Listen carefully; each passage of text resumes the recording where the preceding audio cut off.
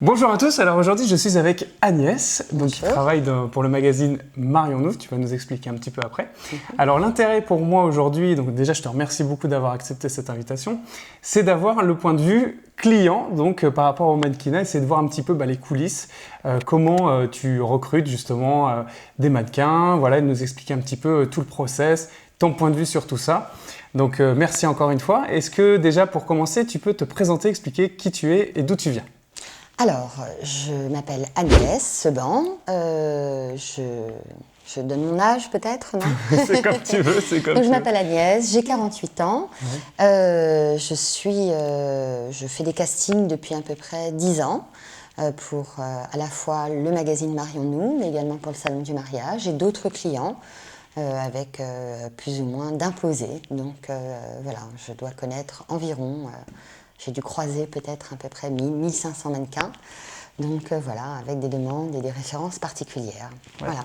Donc voilà, c'est top, justement, c'est exactement pourquoi je trouve que c'est super intéressant que tu nous racontes justement ton point de vue sur tout ça. Alors, est-ce que déjà tu peux commencer à nous expliquer sur le magazine, ton rôle, c'est quoi exactement ? Alors, je suis directrice de rédaction et directrice artistique. Je mets en place, je fabrique un magazine avec une ligne conductrice éditoriale pour préparer les futurs mariés à préparer le jour J, le plus grand jour de leur vie. À l'intérieur de ce magazine, on a des éditos mode, des séries mode, avec lesquelles on doit proposer et donner envie aux futurs mariés de trouver une robe de mariée autrement que présentée dans les catalogues de nos clients. Donc j'ai une liste de fabricants ou créateurs qui sont imposés. Je dois faire une histoire, ce qu'on appelle un storyboard, à chaque numéro pour mettre en avant ces modèles-là et que les futurs mariés puissent s'identifier un petit peu à un style, à une tendance qui peut être plus bohème, princesse ou rock'n'roll. Donc voilà, on essaye un peu de varier les décors, les positions et puis pourquoi pas les aider un petit peu à préparer peut-être un shooting pour elles-mêmes. Donc voilà un peu le travail. Ok, super. Est-ce que tu peux nous expliquer maintenant comment tu es mis en relation, comment tu recrutes tes mannequins ? Alors je passe, donc je ne travaille pas seule, c'est une équipe. Je travaille avec un photographe et puis bien sûr maquilleuse, coiffure et autres. Je contacte différentes agences de mannequinat, beaucoup moins qu'avant, déjà parce que le marché a énormément changé. Ça évolue vachement. Ça a énormément évolué. Donc on contacte les agences en demandant, avec une demande précise, sur la taille, le type, métisse, caucasienne, chinoise, blonde, brune, voilà, donc que ce soit pour hommes, pour femmes. La taille est très importante parce que suivant les produits qu'on a à shooter, on a besoin d'une taille précise. Si on shoot en couple, idem, pour pas qu'il y ait trop de décalage. Et puis après, on a des demandes spécifiques du client. On essaie de se rapprocher au mieux sur les yeux bleus, les yeux verts, voilà. S'il y a de la coiffure à mettre en place, le visage est très important. On va privilégier des mannequins qui vont avoir déjà posé sur justement le visage, les mannequins beauté. Si c'est de la lingerie, on va privilégier effectivement la poitrine. Donc en fait, chaque client va nous amener vers un entonnoir de demandes qui vont être plus précises et qui vont nous permettre d'affiner. Donc nous, on fait nos demandes aux agences de mannequins. Et aujourd'hui, on ne se contente plus de passer par les agences de mannequins. On passe aussi... On recrute de plus en plus en freelance. On recrute en freelance. On a les réseaux sociaux qui sont à notre disposition. Et puis, en tout cas pour ma part, j'aime travailler avec des personnes avec lesquelles après, il y a souvent une affinité, quelque chose qui se met en place. Exactement ce que je vais te demander justement sur les mannequins que tu peux rencontrer. Pourquoi tu vas prendre plus un mannequin qu'un autre ?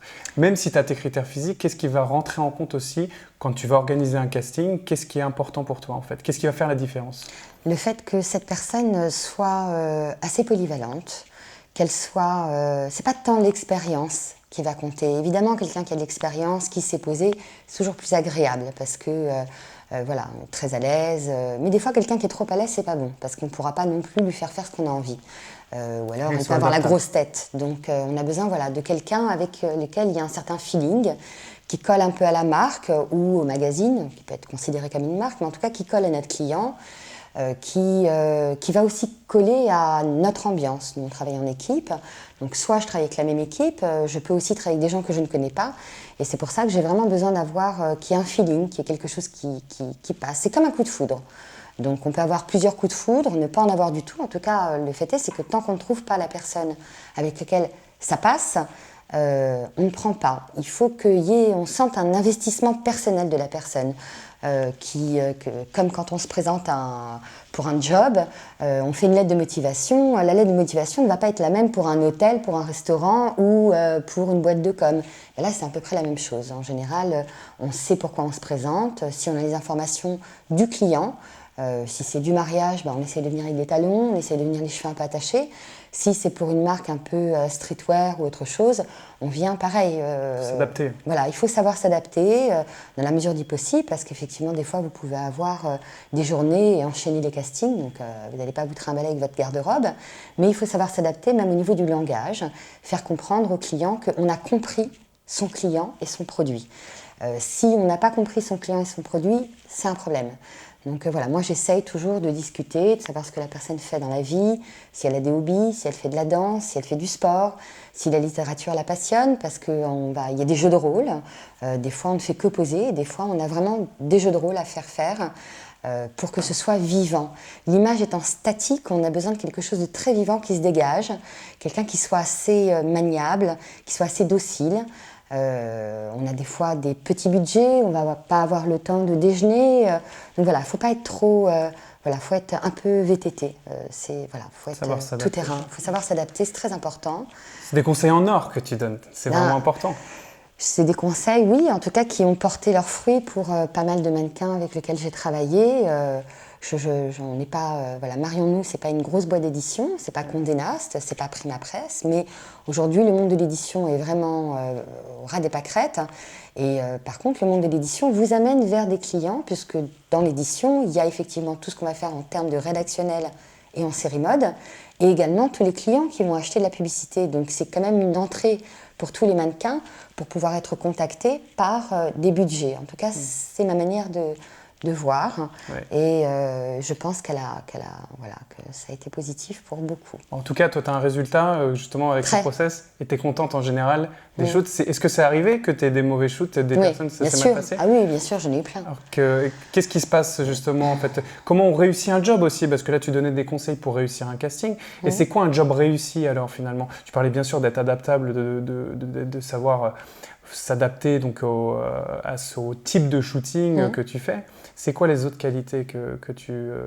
Pour un mannequin? Qui sont essentielles pour réussir le job. Qu'est-ce qui fait qu'un job est mieux réussi qu'un autre par rapport à... Il y a l'investissement général d'une équipe. On ne travaille pas seul, il ne faut jamais travailler seul. Le travail d'équipe est très important, savoir se remettre en question, c'est important, savoir écouter les autres, c'est important, rester à sa place, c'est important aussi, c'est très paradoxal, mais il faut savoir rester à sa place, parler au bon moment. Un mannequin peut suggérer des pauses ou il peut proposer, suggérer, mais pas à n'importe quel moment. Il faut savoir vraiment à quel moment proposer. Je pense qu'il faut d'abord écouter le storyboard, bien comprendre, et par rapport à cela, réfléchir, et après voir si ça rentre dans le storyboard.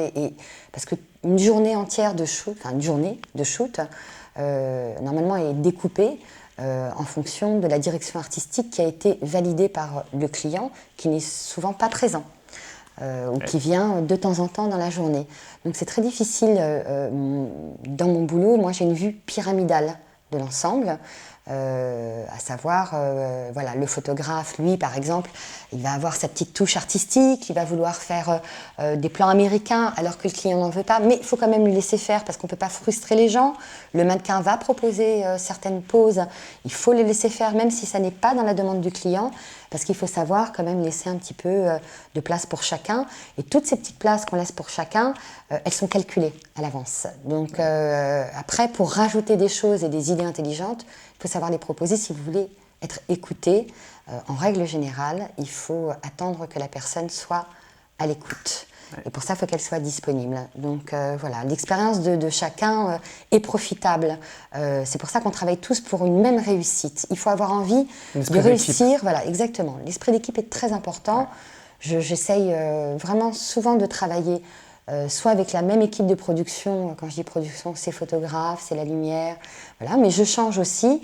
Et quand je recrute en casting un nouveau photographe, il faut que je sente aussi qu'il y ait cet esprit d'équipe et de volonté d'amener un projet à bout et bien sûr dans sa réussite totale pour tout le monde. C'est gagnant-gagnant. C'est voilà, pour moi, c'est gagnant-gagnant pour tout le monde. Je trouve que c'est vachement intéressant ce que tu dis aussi, trouver justement ce juste milieu en étant proactif et en même temps en laissant les choses faire. En fait, ça c'est vachement important. Il faut savoir un petit peu, voilà, parce qu'on peut apprendre de tout le monde. Moi, j'apprends tous les jours. Donc voilà, c'est pour ça qu'il faut le caractère de la personne est important. Il n'y a pas que le physique. Non, ah non. Non, il n'y a pas que le physique. Le physique, c'est bien, mais c'est pas suffisant parce que une journée de shoot, c'est une chose, mais des fois, on peut avoir des semaines entières de shoot. Donc, le physique ne va pas tout faire. C'est pareil dans la vie de tous les jours. La nature, elle revient vite au galop. Donc, voilà, il faut être une personne, il faut savoir improviser, proposer. Voilà, faut réviser un peu sa copie avant. C'est ça. Moi, ce qui me plaît beaucoup justement avec ton discours, c'est que on comprend que tu as des standards et donc des besoins à combler vis-à-vis de tes demandes de clients. Mais c'est bien parce que on sent que c'est un métier humain, le mannequin. C'est pas qu'un physique. Ah oui. Et donc, on sent avec ton témoignage que l'attitude est vachement importante. Et donc ça, c'est super. Dernière petite question. Est-ce que tu penses que tout le monde, ou presque, peut se lancer dans le mannequinat ? Oui, complètement. Parce qu'aujourd'hui, on est à la recherche de tout type de physique, de profil, d'âge. Voilà, l'édition a changé. On n'est plus que sur du papier. La durée de vie des photos est très courte. On a besoin de réactualiser. Il y a beaucoup de demandes et la communication par l'image est super importante. Donc aujourd'hui, tout le monde peut se lancer. Ça peut être un job à plein temps, ça peut être un job en plus. Les vieux, les petits, les grands, un peu en forme, on a des produits pour tout le monde.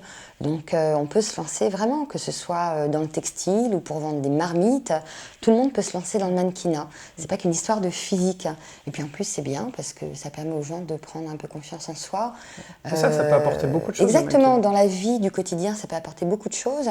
J'ai réalisé une fois, si on peut intégrer ce témoignage, j'ai fait quelquefois des futurs mariés en shooting qui n'étaient pas à l'aise avec l'objectif et finalement ça leur a changé leur vie parce que on ne sait pas poser et donc on leur a appris à poser, à être à l'aise avec leur corps. Et ça a changé leur vie parce que même dans leur travail, dans leur vie de tous les jours, dans leur vie de famille, ce sont des personnes qui se sont mieux regardées. Il ne faut pas croire que les mannequins s'aiment. C'est pas vrai, on a tous des défauts.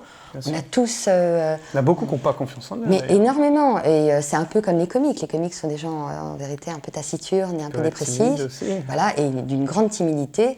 Ben, le mannequinat, c'est pareil. On a souvent des mannequins qui sont, qui sont un peu... pudique ou voilà, on a un petit peu de tout, mais le job c'est le job.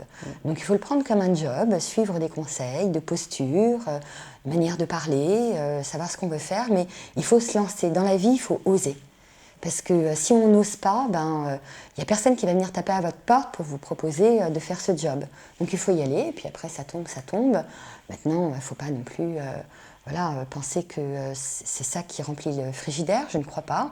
Mais ça peut être un job en parallèle, et je trouve que c'est un job très sympa, parce que c'est beaucoup de rencontres humaines, et on sort un peu de notre zone de confort, et ça va avec cette génération. Donc voilà, je pense que tout le monde peut se lancer. Il n'y a pas de physique. C'est un super message, Agnès. Je suis fan de ce que tu es en train de dire. Super. Donc oui, il faut oser, il faut y aller. Le mannequinat, comme tu le disais très justement, moi personnellement, ça m'a apporté énormément de choses. Donc c'est vrai que c'est une expérience qui est très riche. On rencontre des personnes géniales. Nous, on s'est rencontrés sur un job aussi tous les deux. Incroyable, on a été présentés. Parce que, voilà, c'est ça. Donc voilà, c'est ça, je trouve que c'est des belles paroles de fin finalement, d'aller au bout de son rêve. Si le mannequinat vous tente, lancez-vous, tentez votre chance. Tant que vous ne tenterez pas, vous ne saurez pas justement si c'est des belles rencontres, quoi qu'il arrive. Et quoi qu'il arrive, c'est une super expérience. Exactement, c'est super. Donc merci beaucoup Agnès Avec pour ton plaisir. témoignage, c'était très intéressant. Merci à vous d'avoir regardé cette vidéo, j'espère que vous avez appris des choses.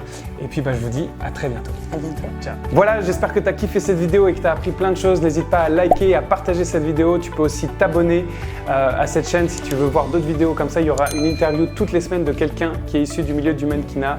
Et puis si tu as envie de devenir mannequin, n'oublie pas ta série de 3 vidéos de formation 100% gratuite dans le lien dans la description. Je te dis à bientôt. Ciao!